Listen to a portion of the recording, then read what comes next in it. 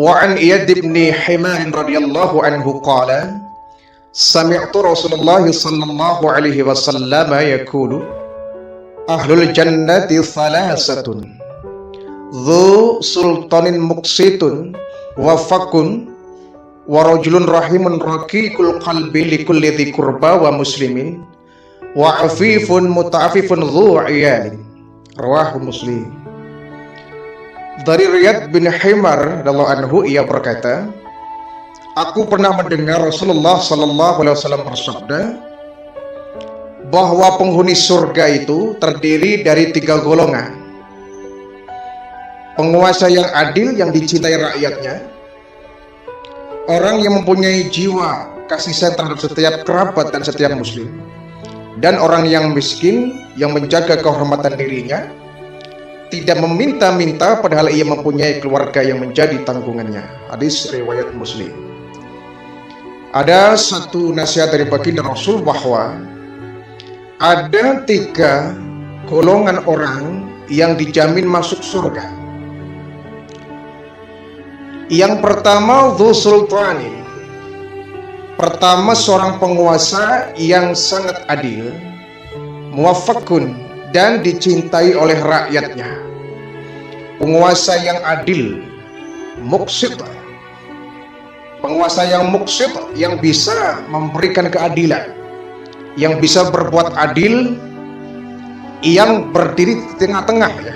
Tidak membela A, tidak membela B, tidak membela C. Semua rakyatnya dia ayomi, semua rakyatnya dia penuhi hak-haknya. Penguasa yang adil tentu saja ini menjadi penghuni surga. Kenapa? Dengan keadilannya ia bisa memberikan ketentraman kepada masyarakat luas. Dengan dia tentram, maka dia bisa melaksanakan ibadah. Dia penguasa yang bisa menjamin ketentraman rakyatnya, ketentraman masyarakat yang dia pimpin, dia pasti banyak didoakan oleh orang banyak. Pemimpin yang baik, pemimpin yang bijak, pemimpin yang adil, yang bisa memberikan manfaat kepada masyarakat luas, pasti dia banyak yang mendoakan baik, ya. Semoga ya, umurnya panjang, ya, berkah hidupnya, kemudian dimudahkan segala urusannya. Ya. Kenapa? Orang baik pasti doakannya baik. Kalau satu negara mendoakan dia menjadi orang yang baik, ya, dia mendapatkan kebaikan yang banyak, ya pasti dia mendapatkan tiket masuk dalam surga. Namun sebaliknya, jika seorang pemimpin dia zalim, pemimpin yang dia semena-mena, pemimpin yang aji mumpung, ya, mumpung dia berkuasa kemudian berbuat seenaknya, apalagi membuat kebijakan-kebijakan dengan semaunya sendiri, tidak manfaat dan maslahat kepada umat, masyarakat dan rakyat banyak disengsarakan olehnya, ya tentu orang banyak yang mendoakan tidak baik. Alah, pemimpin kayak gini, ngapain didukung, ya? Ngapain kemudian didoakan baik, ya? Dia sudah banyak menyengsarakan rakyat, ya, maka ada bahasa kemudian bahasa kualat, ya. Tuh akibatnya dia, ya, dusta kepada rakyatnya kemudian dia kualat, ya. Itu bahasa orang kampung, ada bahasa kualat, ya. Artinya apa? Orang kalau menanam kebaikan, dia akan berbuah dengan kebaikan.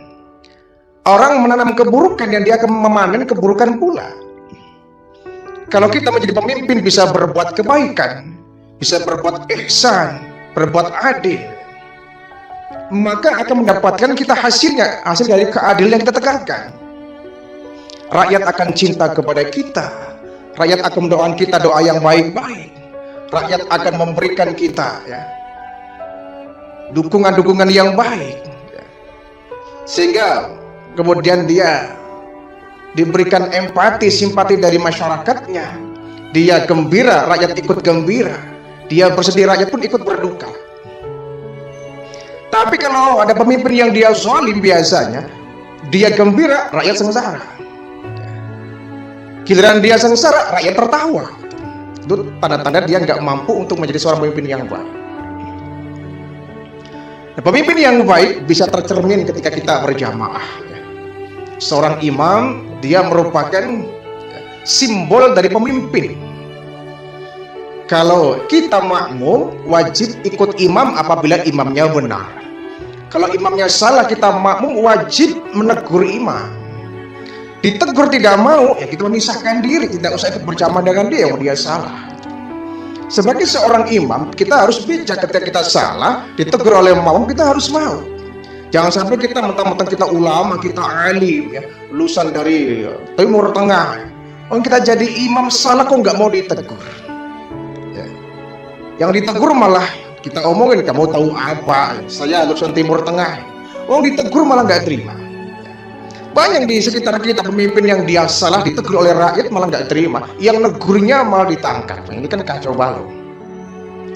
Pemimpin yang baik dia menerima aspirasi rakyatnya, menerima keluhan dari rakyatnya, menerima apa sih maunya rakyat, apa sih keinginan rakyat, harapan rakyat. Kemudian dia ciptakan satu ketentraman, satu keadilan. Yang seperti ini dia akan masuk surga, menjadi penghuni surga. Yang kedua kata baginda Rasul, orang yang dijamin masuk surga, rajulun rahimun raqiqul qalbi likulli dzi qurba wa muslimin. Seorang yang mempunyai jiwa kasih sayang terhadap setiap kerabatnya dan setiap muslim. Orang yang punya jiwa kasih sayang, orang yang memiliki jiwa kepedulian, orang yang suka merasakan bahwa orang lain adalah saudaranya, penderitaannya adalah penderitaannya pula, sehingga dia mau berbagi. Seorang muslim yang punya jiwa kasih sayang, bukan muslim yang temperamental, bukan yang suka mencari persoalan, bukan orang yang suka mencari permusuhan, tapi seorang muslim yang berjiwa kasih sayang. Kalau dia salah, dia segera untuk minta maaf kepada orang yang bersangkutan. Kalau orang lain salah, dengan lapang dada dia memaafkan orang lain. Ini sangat indah. Berjiwa besar, kasih sayang kepada kerabat-kerabatnya, orang terdekatnya, dan seluruh kaum muslimin yang menjadi saudaranya.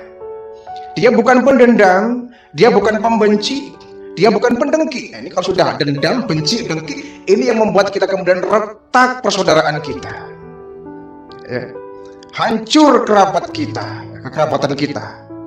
Hancur pula persaudaraan kita kalau kita sudah dihinggapi oleh penyakit yang namanya benci, dengki, kemunafikan, sehingga kita kemudian tidak bisa memaafkan kesalahan orang, ya.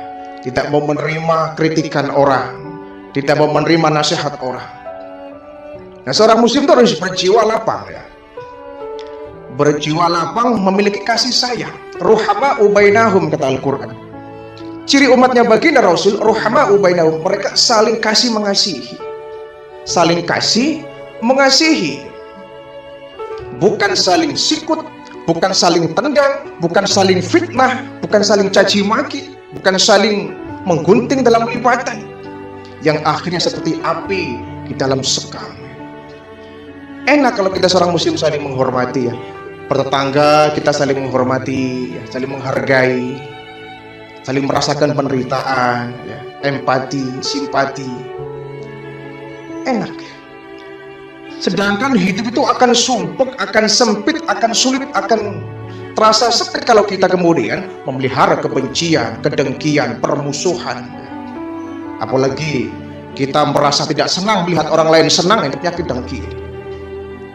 Penyakit dengki ini sering sekali menghancurkan kekerabatan, bahkan menghancurkan amal-amal kita.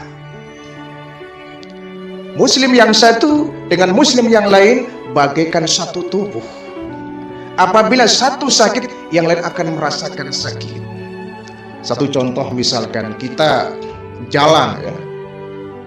Kita jalan tiba-tiba kaki kesandung batu, berdarahlah jempol kita, sakit luar biasa. Yang bilang aduh siapa? Mulut kita.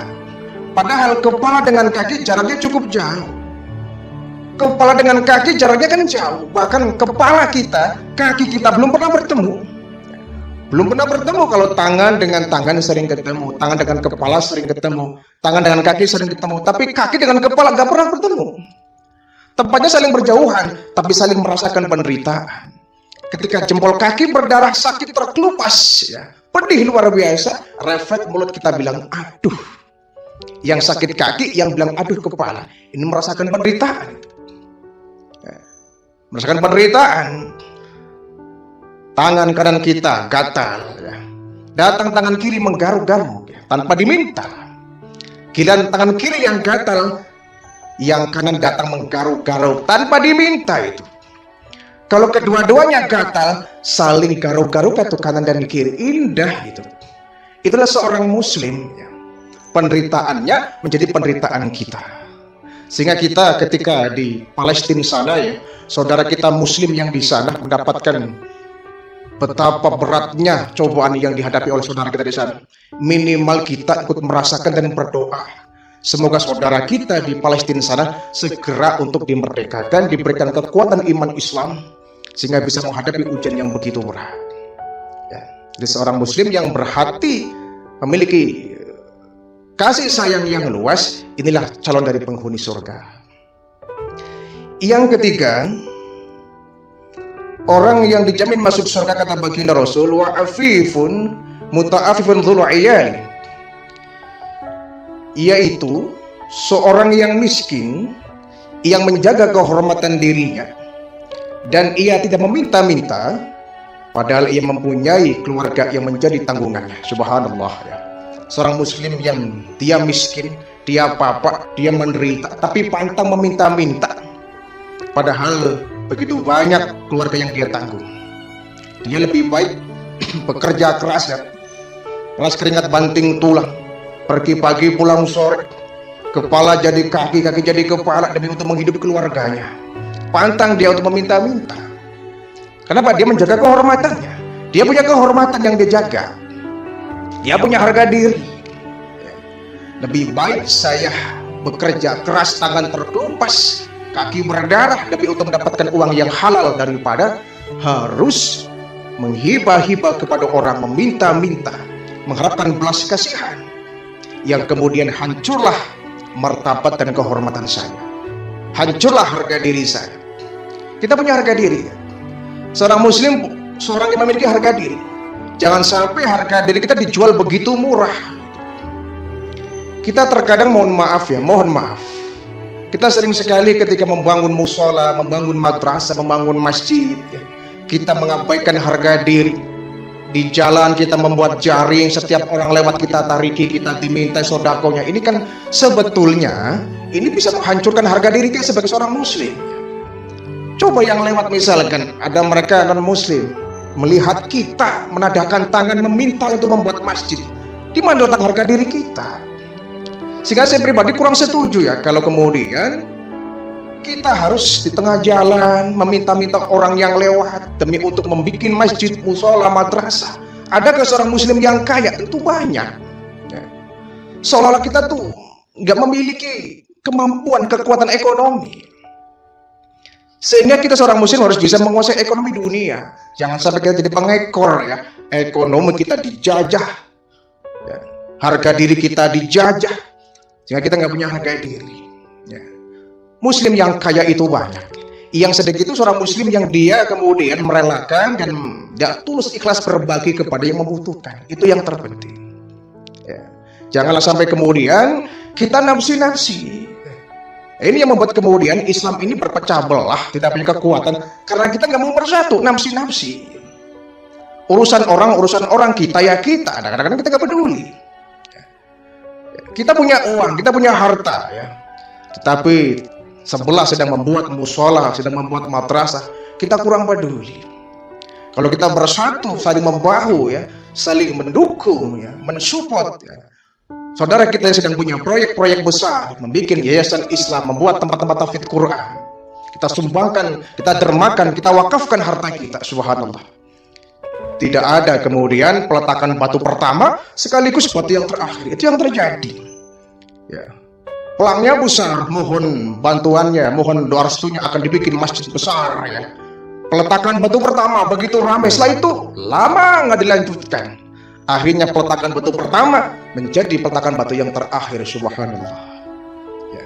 Kita sangat ironis kalau melihat seperti ini, ya. Oleh karena itu, ya, seorang muslim yang baik, biarpun dia seorang yang miskin, tidak berdaya, tidak memiliki harta, tapi pantang